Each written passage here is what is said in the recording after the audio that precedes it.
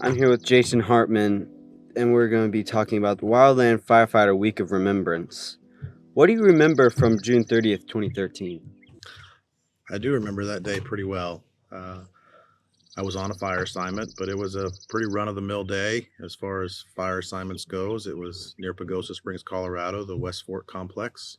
Did some structure protection work, some bucket drops with helicopters. We were spiked out with no cell service hardly at all. We got back to camp that night and started hearing rumors throughout the spike camp that there'd been a tragedy in Arizona of a whole crew lost. And uh, that's all we really knew, just kind of those fire camp rumors until the next morning when the incident management team briefed us on what had actually happened the day before.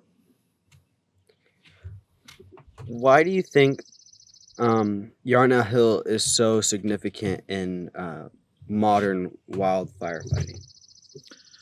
It was, well, I referred to hearing rumors the night of the 30th, and they were hard to believe because it never had happened in anybody's memory that an entire crew, especially an entire hotshot crew, was lost all on the same day. That was hard to believe, and it kind of brought into that we couldn't discount any tragedy from happening. There was kind of just this, well, it's dangerous work, but something like that would never happen. And it just took that off the table. We no longer could just rest on certain things not happening. It was possible that any tragedy could happen if we weren't prepared and we weren't learning from the past and training and having the proper equipment and preparations.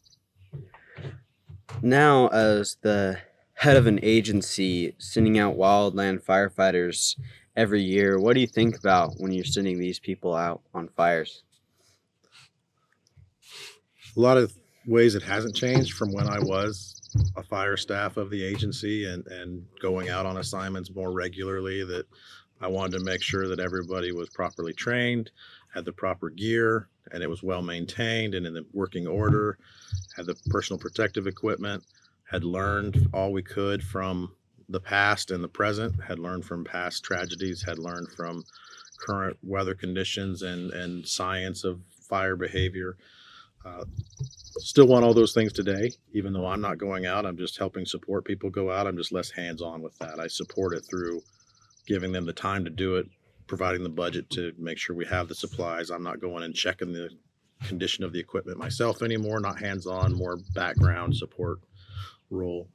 And I also just want to make sure that we're prepared as an agency for any occurrence, that we can support each other, support the families of our people, and be there to help even in the best times and in the worst times should those happen to our agency or to our families.